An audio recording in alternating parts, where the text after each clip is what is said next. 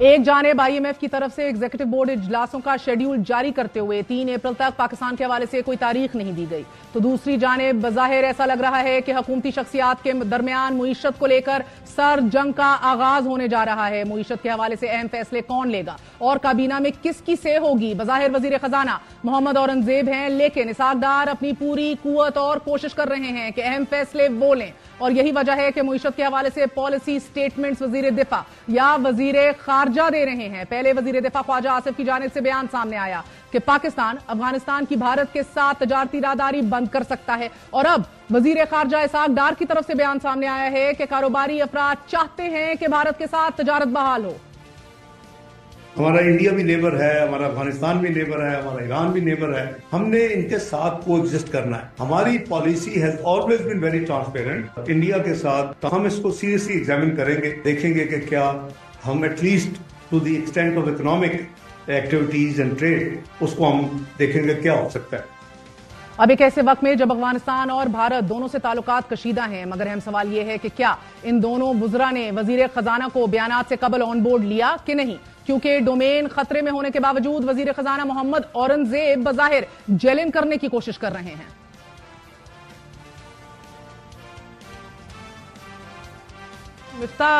Harassment والا pattern دکھ رہا ہے نا، internal politics and leg pulling ہے، ادھر آپ کام کریں گے، آپ کوشش کریں گے، ادھر سے دباؤ آنا شروع ہو جائے گا۔ اب ایئرپورٹ آؤٹ سورسنگ کمیٹی کو دیکھ لیجئے، اس کا ہیڈ بھی اسحاق ڈار صاحب کو بنا دیا ہے، مزید ایسی کمیٹیوں کے سربراہ اگر انہیں لگائیں گے یا دیگر لوگوں کے، آپ کے لیے کمپلیکیٹ ہو جائے گا کام۔ We are moving into implementation and execution. How we are proceeding, اور اس میں دیکھیں کیبنٹ کو ساتھ لے کے چلنا ہے، پارلیمنٹ کو ساتھ لے کے چلنا ہے۔ And I hope you're allowed to do the same, Aurangzeb صاحب. And sir, it was actually thought کہ آپ کے predecessor جو ہیں اسحاق ڈار صاحب، ان کو وزیر خارجہ اس لیے بھی بنایا ہے کیونکہ گلف کنٹری سے، مسلم ممالک سے بھی ان کے رابطے اور سٹینڈنگ اچھی ہے۔ Have you worked in close coordination with him yet at all؟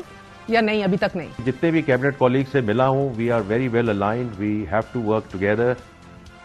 وزیر خزانہ بار بار ویل الائنڈ ہونے کا کہتے رہے، اور میں بار بار ان سے سوال کرتی رہی کہ اگر ایک اور کمیٹی کا ہیڈ جو آپ کے ڈومین میں آتی ہے اسحاق ڈار صاحب کو بنا دیا گیا تو کیا کریں گے؟ اس حوالے سے ان کے پاس کوئی جواب نہیں تھا۔ وزیر خارجہ اور وزیر دفاع کے بیانات کا براہ راست تعلق وزارت خزانہ سے جڑتا ہے، مگر بظاہر ایسا لگ رہا ہے کہ انہیں یا تو انڈرمائن کرنے کی کوشش کی جا رہی ہے یا پھر یہ دونوں بیانات انفرادی حیثیت میں دیے گئے ہیں، کیونکہ اگر ایسا نہ ہوتا تو یہ بیان وزیر اعظم کی طرف سے آنا چاہیے تھا۔ اسی طرح وزیر خزانہ کے اختیارات کی پاور شیئرنگ ابھی بھی جاری ہے۔ پہلے محمد اورنگزیب کو سربراہ ECC لگانے کی بجائے وزیر اعظم شہباز شریف نے خود ECC سربراہی اپنے آپ رکھی، اور خبر یہ ہے کہ اسحاق ڈار نے آخری وقت تک نہ صرف کوشش کی بلکہ ایڈمنٹ رہے کہ ECC کی سربراہی بھی انہیں دی جائے، مگر بہرحال یہ وزیر اعظم شہباز شریف صاحب نے نہیں کیا، پہلے پہل اپنے پاس رکھی، اور اس کے بعد جب وزیر خزانہ کو وزیر خارجہ کو ایک اور کمیٹی کا ہیڈ بنا دیا تو پھر محمد اورنگزیب کو ECC کا سربراہ بنا دیا گیا ہے۔ آپ کو بتاتے چلے IMF شرائط کے تحت پاکستان کو خسارے میں چلنے والے ریاستی ملکیتی اداروں کی نجکاری، پرائیویٹائزیشن کرنی ہے۔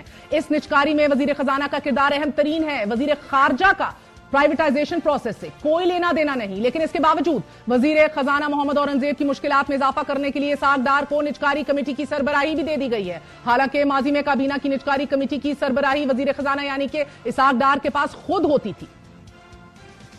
اکتوبر 2015 میں یہ 3 اینٹیز جو تھی، فیسکو، اسٹیل مل اور PIA، we are at the last, very last. پھر ڈار صاحب نے یہ کہا کہ جی اس کو ہم پرائیویٹائز نہیں کرتے، ڈار صاحب ہیڈ کر رہے تھے فیسکو کا، میں نے آپ کو ذکر کیا تھا کہ بڈز کھلنی تھی، اور اس وقت فیصلہ ہوا کیبنٹ کمیٹی کے، ڈار صاحب کا فیصلہ تھا کہ جی یہ ہم اس کو ابھی آگے لے کے نہیں جائیں گے۔ اسٹیل مل کا ڈار صاحب نے یہ کہا کہ جی اس کو ہم پرائیویٹائز نہیں کرتے، اس کو ہم سندھ کی حکومت کو دے دیتے ہیں۔ انہوں نے غلط بیانی کی، ان کو کہ پروو کریں۔ سر وہ تو کہہ رہے ہیں وہ چیئرمین پرائیویٹائزیشن تھے، وہ اپنی جو نان پرفارمنس ہے وہ دوسروں پہ مت ڈالیں، اپنے فیلئر کو دوسری طرف مت پش کریں۔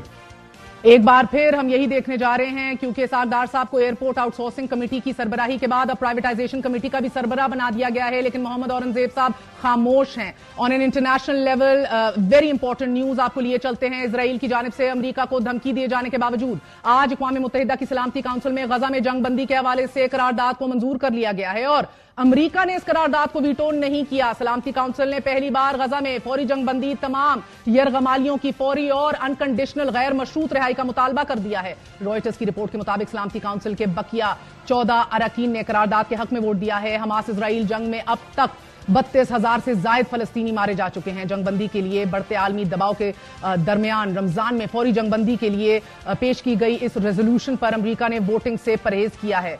नाज़रीन, एक छोटा सा वक्फा लेंगे, वक्फे के बाद हाजिर होंगे। Stay with us.